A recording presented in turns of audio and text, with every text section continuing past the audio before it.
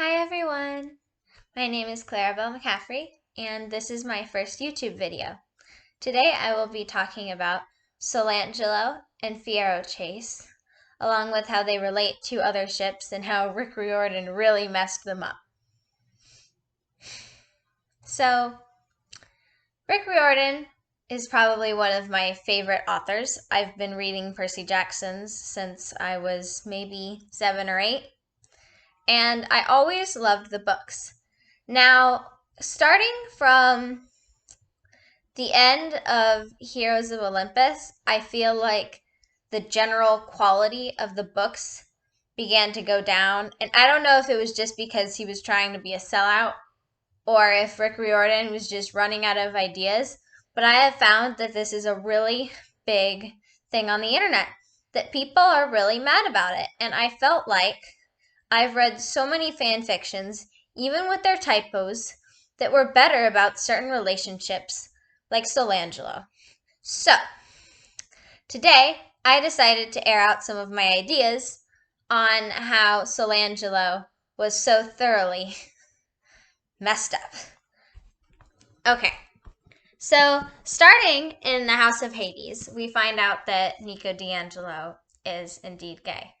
Now, I don't know about a lot of people, but Nico had always been my favorite character even before I found out he was gay. And I think it was mostly because I felt like he was one of the more human characters. I think that he felt very betrayed by the others, and I always felt like he was very misunderstood.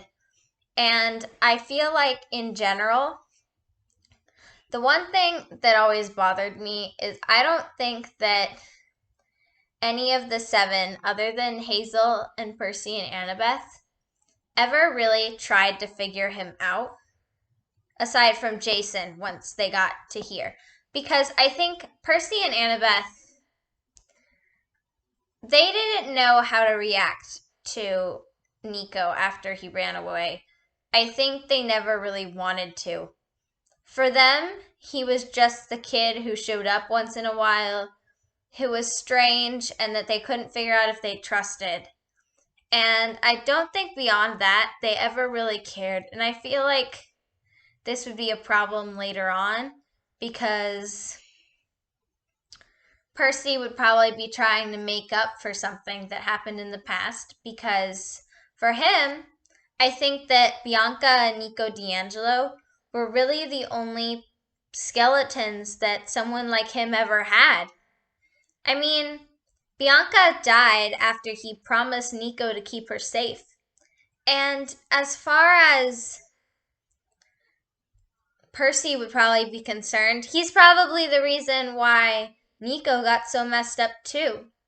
I mean, he's thinking at the end of The Blood of Olympus, oh shoot, what did I do? This whole depressing Nico thing is all my fault.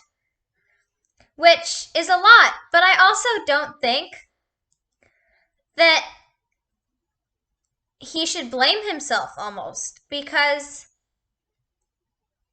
I think that as much as Nico held the grudge on himself for so long, there's nothing he can change about it, and I think that it would just never help anybody when it comes to Percy doing that. Now, the thing that really ticked me off in all of the Trials of Apollo. Now, this is the last one. I just read it maybe a week ago. And the thing about that was that they put Nico and Will together way too fast. Now, I'm not saying that I don't like them as a ship because they're one of my favorite ships ever. But I think that they just did it so fast, and everyone ended up wondering what happened in between. How did they get together? How did this happen? Ah! And no one ever found out. It was really annoying. And I think I can voice the opinions of many when I say that not everyone was particularly excited about how Rick Riordan put them together. They were constantly arguing. And I kept trying to tell myself that I liked them as a couple the way that Rick Riordan was writing them. But truth of the matter was, it was just awkward and wrong, and it didn't seem like Will was really respecting Nico's space. I always thought that they would be way more comfortable. It was just odd. And it didn't really get better as you went towards this one. There were only a couple times when I thought that it was okay. I mean, they were really sweet and they tried to look out for each other, like how Nico was supportive of Will when he was freaking out, and how Will got them to stop during the scene where they were fighting Nero so that he could go get his injured boyfriend and keep Nero from killing his dad. But other than that, I just couldn't get behind it. I think that a lot of people are the same way in that regard. You get a lot of people who have been fans of the books for forever and just don't know what to do with this, because the main thing was, at least for me and a lot of other people, we thought it would take at least a year and a half. I mean, sure, they would be fighting and they'd probably end up in some sort of splash fight in the lake or something. And they'd probably be talking a lot. And personally, I think that Nico would get into art. I think that he would talk a lot with Will, probably in the forest. And I think that they would probably play games of truth, maybe. They would talk about what was important to them and kind of learn about each other on a philosophical level. But it just did not seem like that was the sort of bonding that had taken place for Rick Riordan to have gotten to the place that he ended up here. And I cannot get behind that. I think that that was the first really, like, gay ship that I read for Rick Riordan, and I was really disappointed because I thought he could have done a better job. I think a lot of people thought he could have made a better story. And I'm going to show you how this is even true for Fierrochase. Now, I only grabbed the first one because I wanted to talk about Magnus and Will together. I think that Magnus and Will were supposed to be very similar characters. Magnus is a healer, just like Will is. I think that they would be different in the sense that Magnus has had a lot more hardships, maybe in terms of being homeless. Sure, Will has gone through all these battles, but I think that Magnus was supposed to be more of a goofy character. They were both going through hardships, but I think that much like Nico, Magnus never really healed from the death of his mother, whereas I feel like someone like Will would have had a lot better of a coping strategy for something like that. But I still think that Magnus is a great guy, and I think that he really would have been what Fierro needed. Now, I like everything Rick Riordan did for Fierrochase up until the very end of the last book. One of my favorite scenes in The Ship of the Dead is when Alex kisses Magnus. Hands down, one of the cutest things I've ever read. But what bothers me is when Magnus confesses his undying love to Alex. I know a lot of people are going to say that that was one of the sweetest things that they ever read and that that was an amazing thing on Magnus's part. But truth be told, as goofy and whatever as it probably was and in the moment, I don't think Magnus would have said something like that about Alex. I think he would have understood that that was not what Alex needed. Because I feel like Alex is flamboyant and and she loves her fashion. And I've always thought that was sort of a coping mechanism, a way that she dealt with her childhood, a way for her to keep moving on when she was very self conscious about who she was.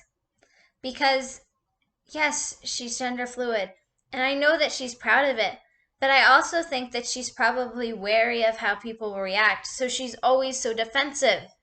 And I feel like him professing his undying love for Alex would probably be too much. I think that that's probably how the chocolate scene ended up the way that it was, because Alex wasn't sure how to react to something like that from Magnus. Yes, she liked Magnus, but I think that she needed something to go slower. And I was disappointed with how Rick Riordan put that together. The chocolate scene was awkward and weird, and the only thing that was great about it was Magnus's hilarious reaction at the end. But I thought we could have gotten that hilarious reaction without all the strange weirdness stuff that happened in between of him being shirtless and covered in chocolate. It was just like, ugh. Yeah. So I think the main thing was that I think they should have come back from the quest, and then Alex and Magnus have a little heart-to-heart talking about their feelings, and he'd probably reassure her that he didn't care what gender she was and that he loved her, and they would hug, and he'd probably do something like kiss her forehead, and it would be really sweet. I would have much preferred something along those lines. I think that Rick Riordan tries a lot to understand his viewers and try to understand the types of people that they interact with. So I am very supportive of the fact that he came up with a bunch of LGBT characters. I myself am not LGBT, but my two best friends have been pretty much dating for a while now, and they're both girls. So it's kind of like, for me, I'm really supportive of that sort of type of relationship because I love my friends and I know that they love each other. So it's really nice. I just think that Rick Riordan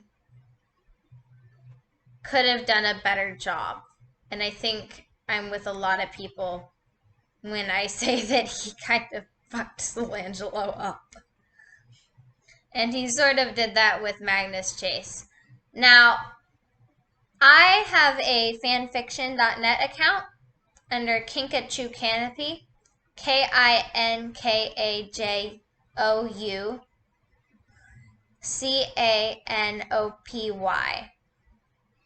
So I have a lot of Percy Jackson and Trials of Apollo, and there's some Harry Potter stuff and some Disney stuff in there.